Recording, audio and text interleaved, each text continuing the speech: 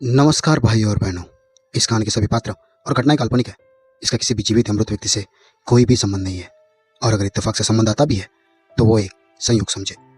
तो चलिए कहानी शुरू करते हैं। आज मेरी बेटी की शादी थी। मैं बहुत खुश थी।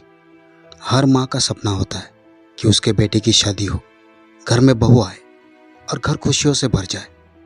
खैर, अब तो मेरी बुढ़ी हड्डियों में इतनी भी जान नहीं बची थी कि मैं घर के कामकाज करती। इसलिए मैंने अपने बेटे के लिए सुंदर सी प्यारी सी लड़की देखी थी। सोने पे सुहागा ये हुआ कि मेरी बहू अपने साथ बहुत सारा दहेज लेकर आई थी और साथ में एक नौकरानी भी लेकर आई थी। पहले पहले तो मुझे आश्चर्य हुआ और थोड़ा अजीब भी लगा कि बहू नौकरानी लेकर क्यों आई है, जबकि काम के लिए तो मैं भी नौकरानी रख सकती हूँ। लेकिन मुझे नौकरानियों के काम पसंद ही नहीं आते थे। मैंने मन ही मन सोचा कि ये हफ्ता 2 हफ्ता यहाँ रह ले, फिर इसको चलता करूँगी। लेकिन जैसे जैसे समय बीतता गया, राधा इस घर में अपनी जगह बनाती गई। ना जाने क्या था जो मुझे उसकी तरफ खींचता था। मुझे उससे बड़ा लगाव हो गया था। जहाँ तक मेरे बहू की बात है, तो मैंने उसे पहली बार पार्लर में देखा था, जहाँ मैं अपने भतीजे के साथ गई थी। वरना मैं पार्लर वाले के चक्कर में नहीं पड़ती। लेकिन जब मैंने पार्लर वाली लड़की को देखा तो वो मुझे बहुत अच्छी लगी। उसकी माँ भी उसके साथ ही होती थी। बातों बातों में मैंने उनसे रिश्ते की बात कर ली और ये सिलसिला निकल पड़ा। अब मैं अपने इस फैसले से संतुष्ट थी। मेरी बहू पायल बहुत अच्छी थी और काम वाली राधा भी। लेकिन बहू के साथ जो नौकरानी आई थी राधा, वो हर समय घूंघट में ही रहती थी। ये बात बहुत अजीब थी। खैर, मैं खामोश ही रहती। मैं अपने किचन का काम किसी को करने नहीं देती थी। वो लड़की यहाँ भी मुझे मात दे गई। वो बहुत ही स्वादिष्ट खाना बनाती थी। मैंने उसे दिल से खाना बनाने का काम सौंप दिया था। अब मुझे बहुत आराम था। वो लड़की ना सिर्फ घर का काम किया करती, बल्कि मेरी भी इतनी सेवा करती कि मैं हैरान हो जाती। लेकिन आज तक मैंने उसका चेहरा नहीं देखा था, क्योंकि वो हर वक्त घूंघट में ही रहती थी। मैंने कई बार समझाया था कि कम से कम घर में तो घूंघट उतार दो। यहाँ होता ही कौन था? हम सास बहू होते थे। बाकी बेटा सुबह सुबह ऑफिस चले जाता था और शाम को घर लौटता था। लेकिन वो मेरी बातों से बहुत घबरा जाती थी। उसके हाथ भी कांपने लगते थे। मेरी बहू उसके सामने आकर खड़ी हो गई। माँ, इसे कुछ मत कहना। ये अपना चेहरा किसी को नहीं दिखाती। बहुत ही शर्मीली है। वो बहुत अच्छी है। इसे घूंघट में ही शांति मिलती है, इसलिए आप इसे कुछ भी मत कहना। राधा के जाने के बाद मेरी बहू मेरे पास आकर बैठ गई और धीरे से बोली, माँ जी, हमें इसका चेहरा देखकर करना ही क्या है?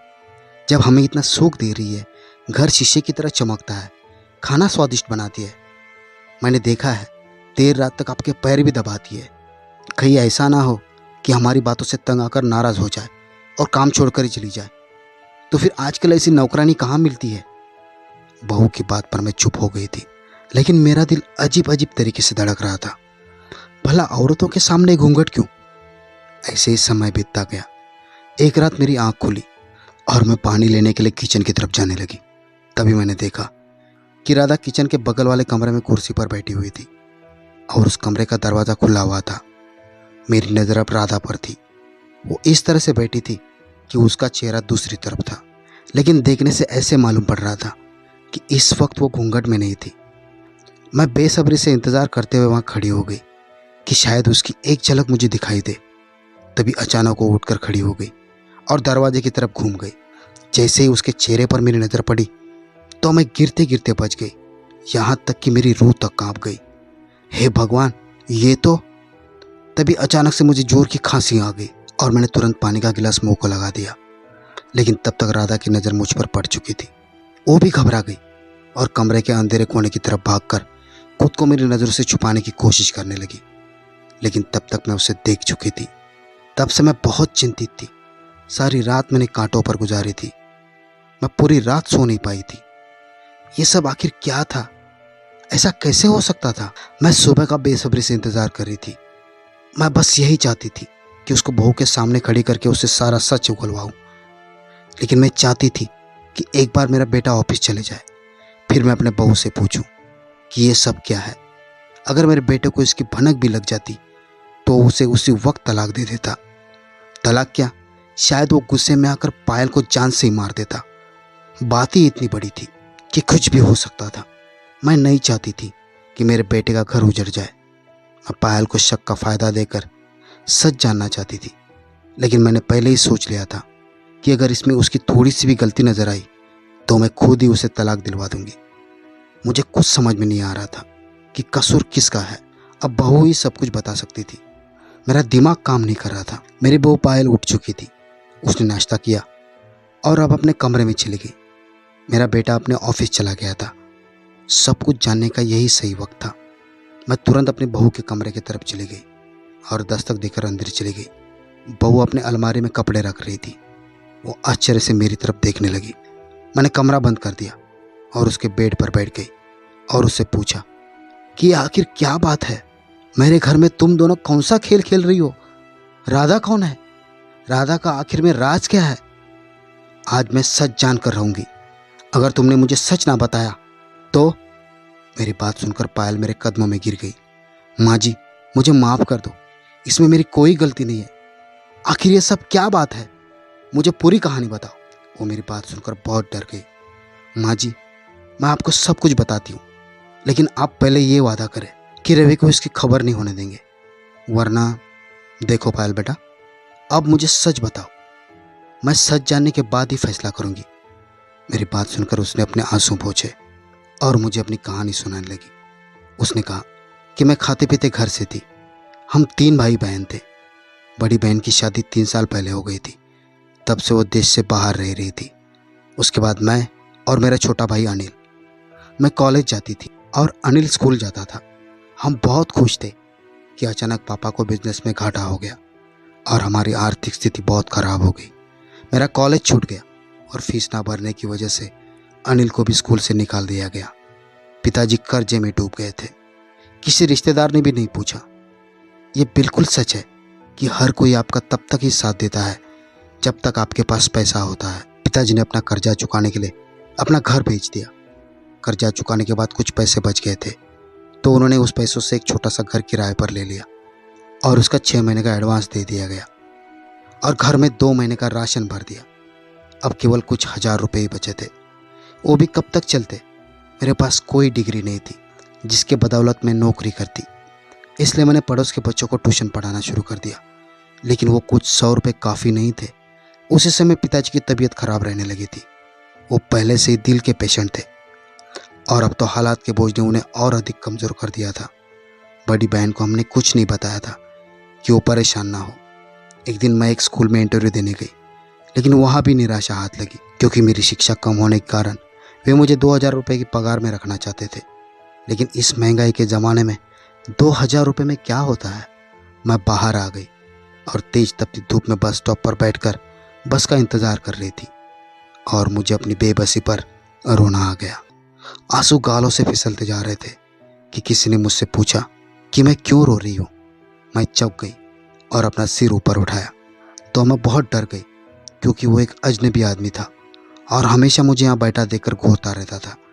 लेकिन आज उसकी इतनी हिम्मत देखकर मैं बहुत डर गई थी और मैं वहाँ से उठ गई और दूसरी जगह सिमट कर बैठ गई। लेकिन वो वहाँ भी आ गया और मुझसे रोने का कारण पूछने लगा कि मैं क्यों रो रही हूँ। मैंने उससे कहा कि वो चला जाए और मुझे मेरे हाल पर छोड़ दे, लेकिन वो नहीं गया और कहने लगा कि मैं अगर चाहूँ तो आपकी मदद कर सकता हूँ। मैंने दिल में सोचा कि ये मेरी क्या मदद करेगा, ये बेचारे तो मांग कर अपना पेट पालते हैं। मैंने उससे कहा कि मुझे उसकी कोई मदद नहीं चाहिए, वो यहाँ से चला जाए। लेकिन वो नहीं माना, इसलिए मुझे मजबूर होकर उसे बताना पड़ा कि मेरे हालात ठीक नहीं है और मुझे कोई नौकरी भी नहीं मिल रही है। ये सुनने के बाद उसने मुझे सलाह दी कि मैं अपना पार्लर क्यों नहीं खोल देती। मैं उसकी बात सुनकर हंस पड़ी और बोली, उसके लिए तो लाखों रुपए चाहिए और मेरे पास तो इतने पैसे भी नहीं है कि मैं किसी पार्लर में कोर्स कर सकूं। इसे सीखने के लिए भी पैसे लगते हैं। ये सुनकर उसने अपनी जेब से कागज़ और कलम निकाला और कागज़ पे कुछ लिखा। फिर उसने कागज़ मेरी ओर बढ़ाते हुए कहा, ये मेरा नंबर है, इसके बारे में सोच लो, फिर मुझे फ़ोन कर देना, तो मैं तुम्हारे लिए पैसे ला कर दे दूँगा। मैंने वो कागज़ उसके हाथ से ले लिया और वहाँ से उठ गई, क्योंकि तभी मेरी बस आ गई थी। घर पहुँचने के बाद मैं वो सारी बात भूल गई। रात को जब मैं बिस्तर पर लेटी हुई थी, तभी अचानक मेरे दिमाग में एक ख्याल आया और दिन भर की सारी बात मुझे याद आ गई कि कैसे मैं बस स्टॉप पर बैठे बैठे रो रही थी। तभी वहाँ वो अजनबी आ गया। मैं सोच ही रही थी कि उसके पास इतना पैसा कहाँ से आया होगा जो वो मुझे देने के लिए तैयार हो गया था। और अगर उसके पास है भी तो मुझे क्यों देना चाहता है? आजकल तो कोई किसी को उधार भी नहीं देता। मुझे उसकी बातों पर यकीन तो नहीं हुआ था, लेकिन फिर न जाने क्या सोचकर मैंने अपने पर्स से वो पर्ची निकाली जिसमें उसने अपना नंबर लिखा था, और मैंने उसका नंबर अपने मोबाइल में अजनबी मददगार के नाम से सेव किया और सो गई। इस घटना को कई दिन बीत चुके थे। घर में 2 वक्त का खाना मिलना भी मुश्किल हो गया था, और अब तो वो ट्यूशन भी छूट गई थी। मैं और माँ अनिल के स्कूल को लेकर बहुत चिंतित थे। कई महीने हो गए थे वो घर पर उदास रहता था। बैठे बैठे वो अपना स्कूल बैग खोलकर किताबें बिखेरता हुआ घंटों उन्हें देखता रहता था। उसके स्कूल का बहुत खर्च हो रहा था। उस दिन मैं अपने एक दोस्त के घर ये बात करने गई कि वो मुझे अच्छे वेतन पर किसी स्कूल में नौकरी पर रखवा दे। किसी से बात करके मैं वहाँ से लौट आई तो रास्ते में एक ब्यूटी पार्लर था। उसे देखकर मुझे उस अजनबी की बात याद आ गई। मैं अंदर चली गई और कहा कि मैं सीखना चाहती हूँ। पार्लर की मालकिन ने कहा कि वो इस कोर्स के लिए 1 लाख रुपए लेती है और ये कोर्स 1 साल का है जिसमें वो मुझे सब कुछ सिखा देगी। ये सुनकर मैं वहाँ से निराश होकर ये कहकर चली आई कि कुछ दिन बाद आपको बताती हूँ। लेकिन मैं 1 लाख कहाँ से लाती? मेरे पास तो 10,000 रुपये भी नहीं थे। खैर, मैं घर आ गई और कुछ देर बाद उस अजनबी का नंबर मिलाया।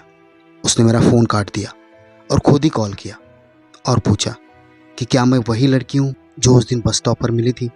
मुझे आश्चर्य हुआ कि उसने मेरी आवाज़ सुने बिना मुझे कैसे पहचान लिया, लेकिन मैंने उसे ये कुछ जाहिर किए बिना ही कहा कि हाँ, मैं वही लड़की हूँ जो उसे बस स्टॉप पर मिली थी, और पूछा कि वो मुझे पैसे कहाँ से देगा जबकि वो खुद बहुत गरीब है। ये बात सुनकर वो हंसने लगा कि तुम्हें पैसों से मतलब है, वो तुम्हें मिल जाएंगे, बोलो कितने चाहिए। मैंने कहा कि मुझे पार्लर का कोर्स करने के लिए 1 लाख रुपए चाहिए और ये पैसे मैं उसे वापस कर दूंगी। उसने मुझे उसी बस स्टॉप पर बुलाया और मैं तैयार हो गई। अगले दिन जब मैं वहाँ पहुँची तो वो पहले से वहाँ मौजूद था। उसने मेरे हाथ में लिफाफा दे दिया और वो चुपचाप वहाँ से वापस चला गया। मैंने वो लिफाफा अपने पर्स में रख दिया और वापस घर आ गई। कमरे में आकर दरवाज़ा बंद करके मैंने लिफाफा खोला तो मैं आश्चर्य से चकित हो गई जब मैंने देखा कि लिफाफे में 2 लाख रुपए पड़े हैं। मैंने उसे तुरंत कॉल किया और पूछा कि मुझे तो 1 लाख की ज़रूरत थी, तो तुमने 2 लाख क्यों दिए? तो वो बोला कि 1 लाख रुपए पार्लर में दोगी और 1 लाख रुपए में तब तक धीरे धीरे अपना खर्चा चला लेना। मैंने उसे धन्यवाद दिया और जोश में आकर उससे वादा कर दिया कि ज़िंदगी में अगर तुम्हें कभी किसी मदद की ज़रूरत पड़ी तो मैं ज़रूर करूँगी। वो मुझे अपनी बहन समझे, लेकिन मुझे नहीं मालूम था कि मैंने बिना जाने कितनी बड़ी गलती कर दी है। मैंने फ़ोन रख दिया। अगले दिन मैंने पार्लर में पैसे जमा किए और पार्लर ज्वाइन कर लिया। दिन ऐसे ही बीत रहे थे। मैंने बहुत कुछ सीख लिया था और अनिल को स्कूल में दाखिल कर दिया था। इसी तरह साल पूरा हो गया। पार्लर से मुझे कोर्स का सर्टिफिकेट भी मिल गया। अब मैं अपना पार्लर खोलना चाहती थी। मैंने अजनबी मददगार को एक बार फिर फ़ोन किया और बताया कि मेरा कोर्स पूरा हो गया है, तो उसने मुझे फिर से उसी जगह आने के लिए कहा। जब मैं वहाँ गई तो उसने मुझे लिफाफा दिया और कहा कि मेरे साथ चलो। मेरे कुछ समझ में नहीं आ रहा था, तो उसने कहा कि मैंने तुम्हारे लिए एक पार्लर देखा है जो किराए पर मिल रहा है। मैं उसके साथ चली गई और सारी बात पक्की कर दी और घर आ गई। दूसरे दिन मैं पार्लर में बैठ गई और पार्लर ओपन का बोर्ड लगा दिया। अपने मदद के लिए एक लड़की भी रख ली। पार्लर खूब चलने लगा था, जिसकी वजह से घर के हालात भी ठीक होने लगे थे। मैं तो उसे फरिश्ता समझ बैठी थी और दिन रात उसे ही आशीर्वाद देने लगी। पार्लर में दिन ब दिन औरतों की भीड़ बढ़ने लगी थी। उनमें से एक आप भी थी। आपने मुझे पसंद किया और मुझे अपनी बहू बना लिया। मेरी शादी की तैयारी हो रही थी कि एक दिन वही अजनबी मददगार मेरे पास आया और कहने लगा कि वो मुझसे कुछ चाहता है। मैंने कहा कि मैं उसके सारे पैसे लौटा दूंगी, वो कुछ समय दे। उसने कहा कि उसे पैसे नहीं चाहिए बल्कि उसे मदद चाहिए। तभी उसने मेरी ही नादानी में किया हुआ वादा याद दिलाया जो मैंने उससे 2 लाख रुपयों के बदले में किया था। अब वो ना जाने मुझसे क्या पूछेगा। ये सोचकर मैं बहुत चिंतित हो गई, लेकिन मैंने भारी मन से कहा कि मांगो, क्या मांगते हो। लेकिन उसकी बात सुनकर मेरे आंसू ही गिर गए। उसने मुझसे कहा कि तुम मुझे दहेज में अपने साथ लेकर जाओगे। मैं हैरान हो गई, लेकिन ऐसा कैसे हो सकता है। तो वो बोला कि मैं तुम्हें बताता हूँ, तुम मुझे काम वाली बनाकर अपने साथ लेकर जाओगी मैं हर समय अपने आप को घूंघट में ढक कर रखूंगा। किसी को पता भी नहीं चलेगा कि मैं लड़की नहीं लड़का हूं। उसकी बातें सुनकर अभी मुझे गुस्सा आ रहा था, तभी तो मैं चिल्लाई, मैं ये सब क्यों करूंगी? मैं मानती हूँ कि तुम मेरे मददगार हो, मैं तुम्हारी एहसानमंद भी हूँ, लेकिन मैं अपने होने वाले पति को इतना बड़ा धोखा हरगिज नहीं दे सकती।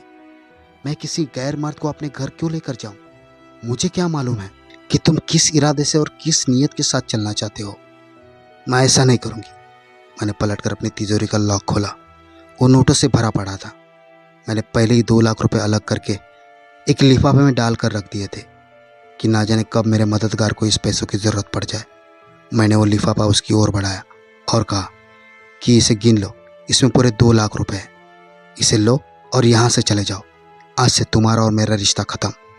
वो मेरी बात सुनकर एकदम से मेरे पैरों में गिर पड़ा और रोने लगा। मैं डर गई और पीछे हट गई। वो बहुत रो रहा था। उसने मेरे सामने अपने हाथ बांध कर रखे हुए थे। वो ऐसे रो रहा था कि मानो एक छोटा बच्चा भीड़ में अपनी माँ से अलग होने के बाद भयभीत हो गया हो, रो रहा हो, घबरा रहा हो। उसकी हालत देखकर मेरा दिल बैठ गया। मैं भी उसके पास जमीन पर बैठ गई। कुणाल भाई, क्या बात है? आपको क्या हो गया है? मेरी बात सुनकर उसने मेरी ओर आशा भरी नजरों से देखा और फिर उसने हाथ जोड़कर कहा कि पायल, मुझे मेरी माँ से मिला दो। कौन सी माँ? माँ आश्चर्यचकित हो गई थी। उसने कहा कि तुम्हारी होने वाली सास मेरी माँ है। मैं अपनी माँ की सेवा करना चाहता हूँ।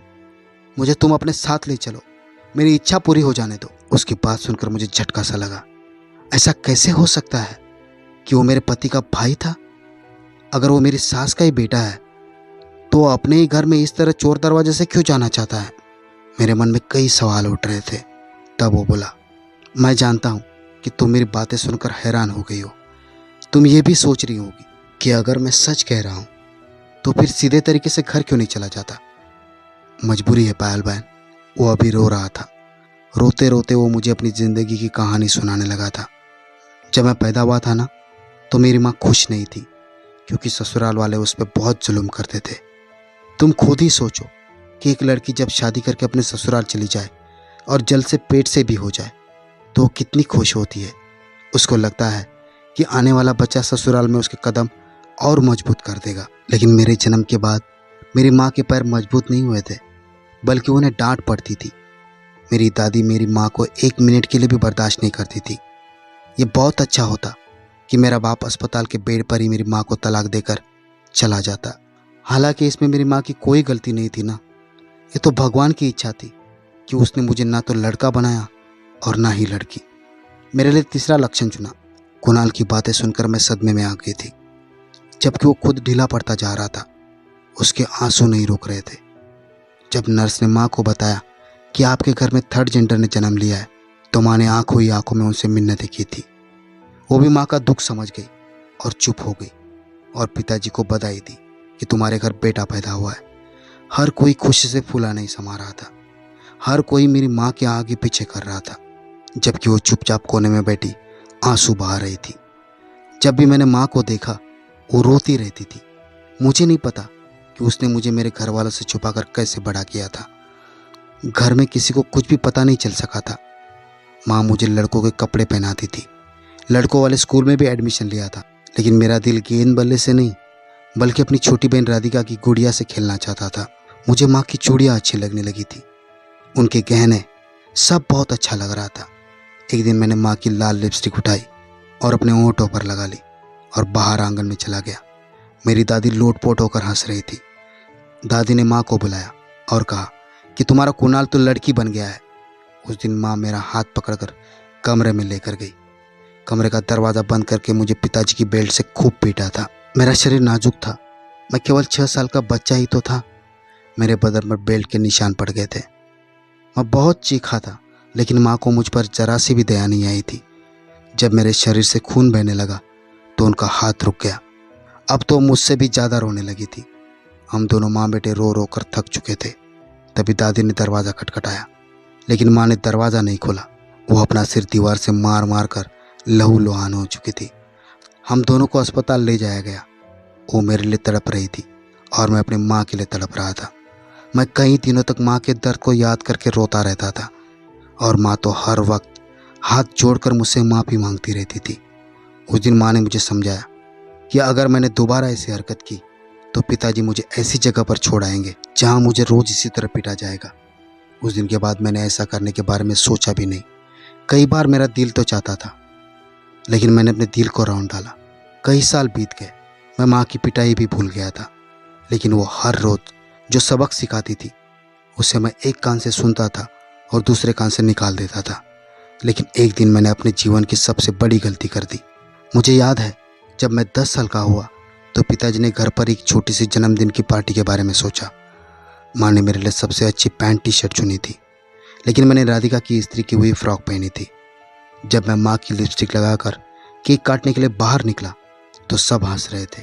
माँ भी हंसती थी और मेरे सिर पर हल्के से थपथपाया और कहा कि तुम्हारी मजाक करने की आदत पता नहीं कभी जाएगी। फिर वो मुझे कमरे में ले गई। मुझे दोबारा तैयार करते समय वो बहुत रो रही थी। मैंने कारण पूछा तो वो बोली कि तुमने बहुत गलत किया है। अगले दिन माँ मुझे बाजार लेकर गई, लेकिन वो बाजार तो नहीं था, वो मुझे एक दूर शहर में लेकर गई। छोटे और अंधेरी गलियों से गुजरते हुए वो मुझे घर में लेकर गई, जहाँ सभी तृतीयपंथी थे, बात बात पर ताली बजाते थे। मुझे बहुत घबराहट हो रही थी। मैंने माँ का हाथ हिलाकर कहा, माँ यहाँ से चलो, मेरा यहाँ दम घुट रहा है। लेकिन पता नहीं, वो एक बुजुर्ग से गुरु के बगल में बैठकर बातें कर रही थी और रो रही थी। गुरु ने मुझे अपने पास बुलाकर कहा कि आज से मैं ही तुम्हारी माँ हूँ। मैंने फिर से माँ का कंधा हिलाया और कहा, माँ माँ उठो, चलो घर जाते हैं। मेरा दिल अनजाने भय से कांप रहा था। फिर वही हुआ जिसका डर था। मेरी माँ उठी और बाहर चली गई। मैं उनके पीछे भागा था, लेकिन गुरु के शिष्यों ने मुझे पकड़ लिया। मैं चीखता रहा, चिल्लाता रहा, लेकिन माँ ने पीछे मुड़कर भी नहीं देखा था। मेरा नन्हा सा दिल कांप रहा था। मैं बहुत बेबस था। मेरे दुर्बल शरीर में इतना बल कहाँ था कि मैं उनके हट्टे कट्टे शिष्यों से अपने आप को छुड़ा पाता। मैं पूरी रात चिल्लाता और रोता रहा। गुरु मुझे प्यार से समझाते रहे, लेकिन उनकी बातें समझने की उम्र तो नहीं थी ना। सुबह सुबह माँ मुझसे मिलने चली आई। उनसे लिपट कर मैं एक बार फिर से बहुत रोया था। माँ ने मुझे अपने हाथों से खाना खिलाया था और चली गई थी, मेरे किसी भी सवाल का जवाब दिए बिना। मैंने माँ से यह भी वादा किया कि आज के बाद लिपस्टिक पाउडर को कभी हाथ नहीं लगाऊंगा, लेकिन वो चुप ही रही। जब गुरु मुझसे प्यार करते थे तो मुझे उससे घिन आती थी।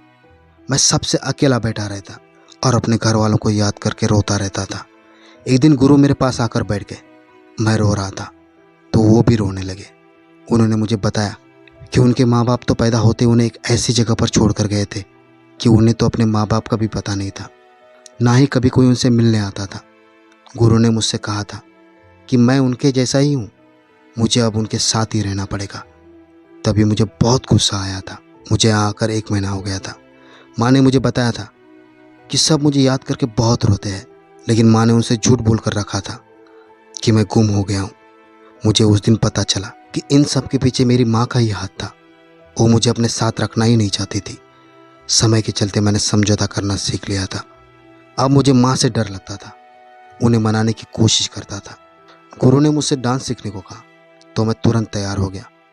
अब मैं माँ से बहुत सारा मेकअप करके मिलता था ताकि वो गुस्से में आकर मुझे घर लेकर चले, लेकिन माँ का दिल नहीं पिघला। गुरु ने मेरी कला को तराश कर मुझे हीरा बना दिया था। अब मैं पूरी तरह से तैयार हो चुका था। अगर मेरी माँ मुझसे मिलने आती थी तो मैं उनसे नहीं मिलता था। सारे शहर में मेरे चर्चे होने लगे थे। मैं अब जवान हो गया था और बहुत सुंदर भी। मैंने बहुत सारा पैसा कमाया। अब मेरे गुरु बहुत ही कमज़ोर हो गए थे। मैं पूरे दिन उनकी सेवा करता, उनके लिए हर सुख सुविधा की व्यवस्था की। गुरुजी मुझे हर वक्त दुआएं देते रहते थे। एक दिन उन्होंने मुझे अपने पास बिठाया और कहा कि मैं चाहता हूँ कि ये सब छोड़ के अब तुम एक आम जिंदगी जियो। इतना ही कहकर उन्होंने मेरे ही हाथों में दम तोड़ दिया। उन्होंने मुझे एक आदमी से मिलने के लिए कहा था और उसका पता भी दिया था। अब यही मेरे गुरुजी की अंतिम इच्छा थी। ना चाहते हुए भी मुझे उस पते पर जाना पड़ा। अब मैं अपना पेट पालने के लिए मजदूरी करने लगा। डांस करना वगैरह सब छोड़ दिया था। अब मुझे हर दिन किस तरह की आंखों और लोगों का सामना करना पड़ता था ये मैं ही जानता था। तब मुझे माँ की मजबूरी समझ में आई। मेरी माँ आखिर क्या कर लेती, उसकी बेटी भी जवान हो रही थी, तो फिर भला किसी तृतीयपंथी की बहन से कौन शादी करता। मैंने अपना सारा पैसा बचा कर रखा था ताकि किसी ज़रूरतमंद को मदद कर सकूं। तुम मुझे ज़रूरतमंद लगी इसलिए मैंने तुम्हें सब कुछ दे दिया। मैं अपनी माँ से मिलने के लिए बेताब था। मैं उनकी सेवा करके भगवान को प्रसन्न करना चाहता था। एक दिन जब मैं तुमसे मिलने पार्लर आया तो वहाँ मैंने अपनी माँ को देख लिया। फिर पता चला कि वो अपने बेटे यानी मेरे भाई से तुम्हारी शादी कराना चाहती है।